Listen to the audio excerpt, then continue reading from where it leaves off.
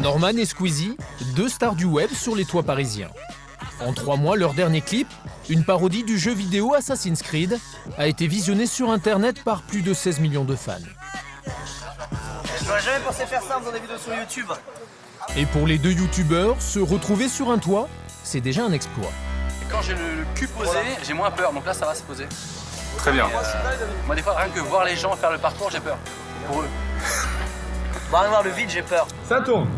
Si ce clip a autant buzzé sur la toile, c'est aussi grâce à Simon Nogueira et ses amis, des athlètes capables d'exécuter des acrobaties à 50 mètres du sol. Vous arrêtez quand t'arrives à l'échelle là, et puis Jo, tu t'arrêtes quand t'es là, quand t'es au niveau de Franklin, quoi.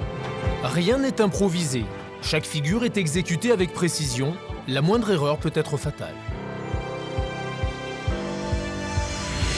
À 22 ans, Simon Nogueira s'est également fait connaître grâce aux réseaux sociaux, ses vidéos repoussant toujours plus loin les lois de la gravité.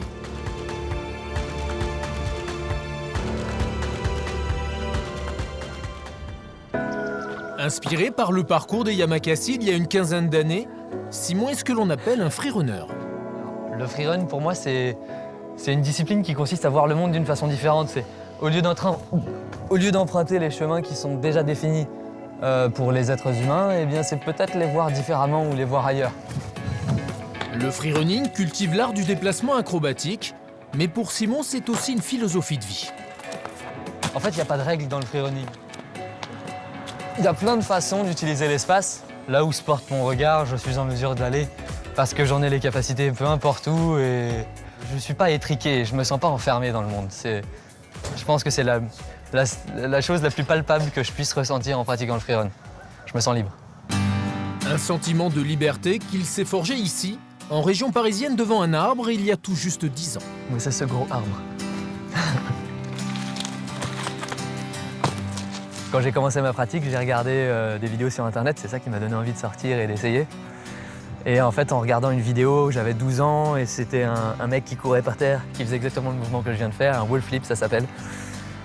J'ai vu ça, je me suis dit, il faut impérativement que je fasse la même chose et sans réfléchir, je cours, je me lance et j'atterris sur le ventre. Je rentre instantanément chez moi et puis je me dis, bon ok, c'est pas pour moi. J'ai travaillé plus étape par étape, j'ai décomposé les mouvements qu'il fallait que je fasse et aujourd'hui, j'en arrive à un résultat où je peux, même en tenant mon monnaie, en faisant un peu n'importe quoi, en parlant, en faisant mes acrobaties, bah, ça devient un petit peu comme de courir ou de marcher, en fait. Salut. Ça va? Bon. Une passion d'adolescent pas toujours évidente à vivre pour ses parents, qui redoutent l'accident. Simon a 10-12 ans. Eh ben, ça sautait partout, ça gesticulait tout le temps, ça ne tenait jamais en place. Là, c'est un peu trop. Pour moi, c'est du risque inutile. Voilà. La petite musique, elle est très sympa. Mais... Voilà. Moi, ça ne m'évoque pas du tout le risque, au contraire. Ça m'évoque toute la réussite qu'il y a autour du fait d'avoir tourné ça. Ah ben, je suis dans une frayeur permanente, mais voilà, ça me stresse beaucoup. En même temps, bah, il contrôle, je sais, les choses parce qu'il est très entraîné. C'est ce qu'il me raconte, en tout cas, voilà. C'est sûr, j'ai peur pour toi. T'as peur, hein? Ouais, certaines fois. Non, il faut pas avoir peur. Une peur légitime pour sa famille. En 10 ans de pratique et malgré des milliers d'heures d'entraînement, le jeune homme s'est blessé à plusieurs reprises. Je me suis fracturé le tibia et le péroné. Dans un entraînement dans une salle, en plus. Ce qui était la preuve d'une énorme fatigue. J'étais trop imprudent, trop à l'aise. Ben, la réalité m'a rattrapé et aujourd'hui c'est un apprentissage, je m'en souviendrai quoi. Tout est le fruit de l'entraînement et il n'y a pas de hasard. Je suis encore une fois pas un super-héros. Après des années de pratique, son père est aujourd'hui un peu plus rassuré. En fait, le sport qu'il fait est un sport qui le pousse à une certaine rigueur. Et parce qu'il n'a finalement pas le droit à l'erreur. Et ça l'a poussé à atteindre une certaine sagesse quoi, qu'on admire avec ma femme. Cette sagesse, il la partage avec des amis regroupés au sein d'un collectif parisien, la French Freerun Family, dont Zéphyr, Johan et Jonathan font partie. Il y a trop de codes dans notre société, il faut marcher sur le trottoir. Ben, nous, on va pas marcher sur le trottoir, on va escalader, on va grimper sur les barrières, on va sauter. On nous a toujours dit que le corps, tu vas marcher, c'est tout. Donc nous, on va faire autre chose avec ce corps. On va faire des acrobaties. Exactement. Qu'est-ce qu'il veut, Simon? Il veut que je vienne le voir. Pour eux, la ville est un terrain de jeu sans limite. Simon est invité à boire un verre par un inconnu. Quelques secondes lui suffisent pour gravir les 3 étages. Tout est accessible. Bonjour, monsieur. Enchanté, Simon. Ça va, tu gères, mec, t'es le meilleur. Merci beaucoup. Tu t'appelles comment? Nicolas. Nicolas, enchanté. Tu redescendre par les escaliers, par contre. Non, aucun souci, je vais rester pas. Ok, d'accord. Ça marche. Ah ouais, fantastique, t'as une belle vue. Ouais, c'est cool. Ouais. À bientôt, merci beaucoup. La ville leur appartient. Prendre de la hauteur est un besoin viscéral pour les freerunners. C'est une façon de vivre des moments privilégiés, loin des préoccupations des piétons. Pour moi, le sol, c'est dangereux. Et les toits, c'est justement là où je suis en sécurité. Tout seul et qu'il y a personne. Parce que personne ici va venir m'agresser, je peux laisser mon sac, personne ne va venir me le voler. Ouais. C'est calme, j'ai une vue magnifique. Je dirais que je me sens en apesanteur, enfin voilà, j'ai une vue assez extraordinaire.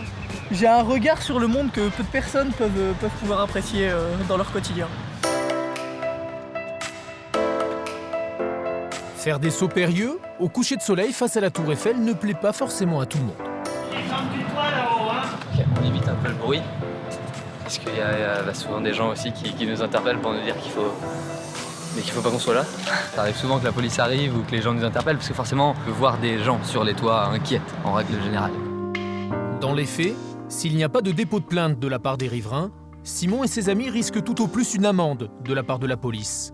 Le principal danger, c'est évidemment la chute. Notre corde de sécurité, c'est l'entraînement préalable qu'on a derrière nous. Moi, ça fait 9 ans que je pratique cette discipline, ça fait 9 ans que je m'entraîne au sol et tout ce que je me permets de faire en hauteur, c'est des choses que j'ai déjà fait au sol moult et moult fois. Surtout ne tentez pas de réaliser ces figures vous-même. Conscients du danger et de leur responsabilité vis-à-vis de leurs fans, les membres de la French Freerun Family ont créé une académie depuis le mois de janvier. Le but, enseigner leur discipline aux enfants. Ah, vous êtes en forme? Ah, vous avez intérêt, hein? 3 professionnels du freerunning et des élèves quelque peu intimidés. Le salto avant. Je disais donc, pour réussir cette acrobatie-là, on n'arrive pas évidemment dehors sur du béton et on balance directement jusqu'à ce qu'on réussisse. On passe par plein d'étapes différentes et on arrive petit à petit, via ces étapes-là, à réussir le salto avant. Parce qu'on a une certaine responsabilité au travers de ce qu'on partage de notre image et de nos capacités sur Internet. Les vidéos qu'on fait peuvent être impressionnantes et à leur âge peuvent être mal compris. Donc voilà, ce qu'on leur apporte, c'est la possibilité de s'entraîner dans un cadre sécurisé où il y a de la mousse et où si on tombe, eh bien, on se fait bien moins mal que si on tombe dehors à essayer n'importe quoi. Pied droit, les bras derrière, hop, hop, et ça tourne. Ça va? Pied droit, hop, parfait les bras, c'est bien. Tu refais la même chose, seulement en l'air, tu groupes les jambes vers ta poitrine.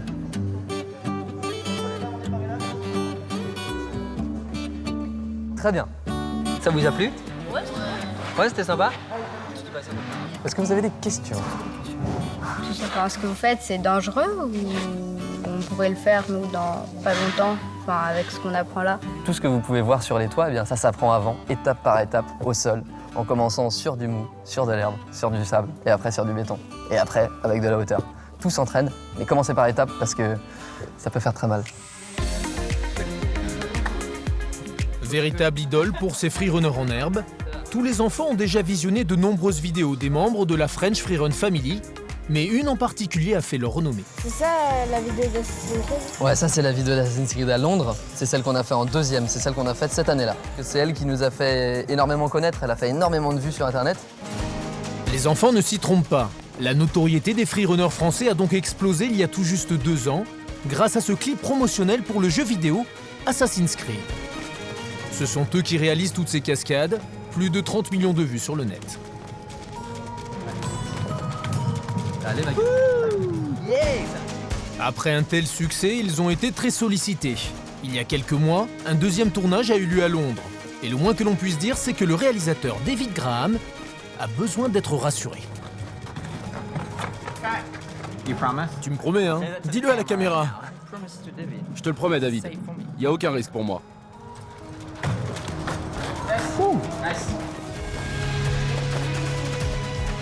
Porté par un succès grandissant, Simon Nogueira commence à vivre de sa passion. Trouver des contrats, c'est le rôle de son agent, Franklin Rouleau.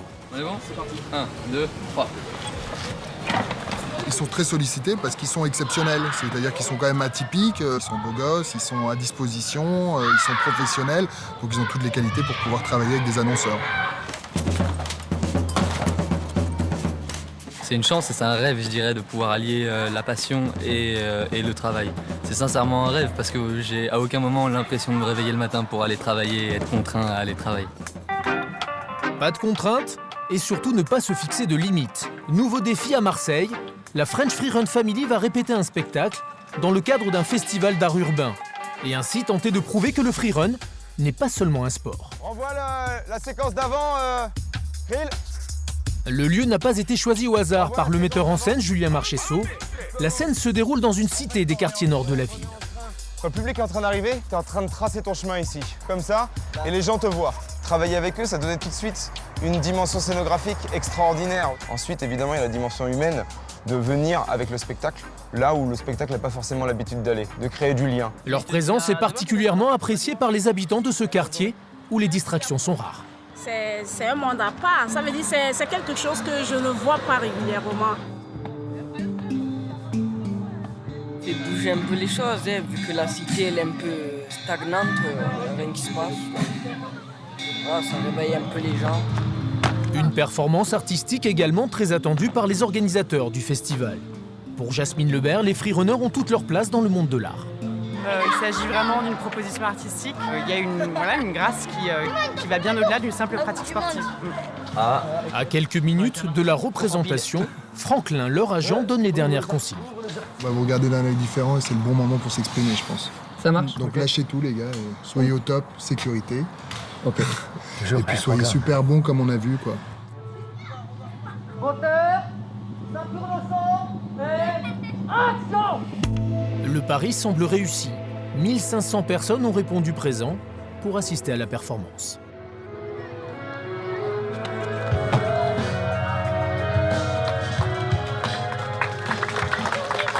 Ouais, ça fait un peu participer les cités.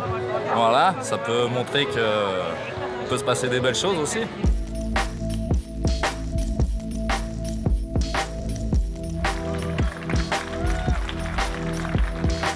On suive aussi les artistes, ça donne un aspect un petit peu dynamique. Les enfants, comme j'ai pu entendre, étaient assez éblouis par ce qu'ils voyaient, donc c'est bien. C'est intense et au final... ça passe très vite. Ça passe très vite, on oublie complètement l'effort et on se focalise juste sur la sensation qui est énorme d'emmener le public avec nous dans notre univers. C'était top les mecs. Ça Bravo à tous. Bravo. Si l'art est une nouvelle piste pour le freerun, cette discipline est devenue un sport à part entière avec des compétitions à travers le monde, direction l'île de Santorin en Grèce. Simon est venu soutenir son ami Zéphir qui participe au championnat du monde de la discipline.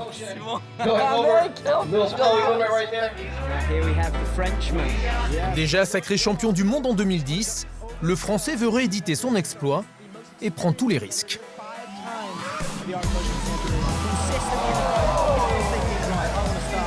Chaque concurrent invente son propre parcours. Il est noté sur la fluidité, la difficulté et la créativité de ses figures.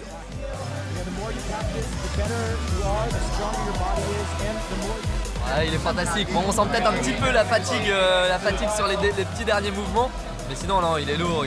Il s'amuse, il envoie du lourd et c'est ça. Je suis content d'être là pour le voir s'amuser.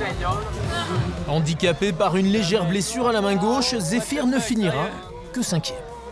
En fait, c'est juste que quand j'ai passé le dernier, j'ai senti le poignet. Et au moment où je saute, je me fais « Mais non, pas ta main gauche, connard !» Et putain, j'arrive trop court. C'est pas grave. C'est bien là, on le retrouve avec la patate. C'est bien mon gros. On a d'autres compétitions à gagner de toute façon partout dans le monde. Donc non, mais c'est bien. Franchement, on est fiers de toi. Moi, j'ai vu. J'étais trop fier, sincèrement. On se voit bientôt, on vous attend, vous avez intérêt à nous suivre parce qu'on a besoin de vous. Vive la France!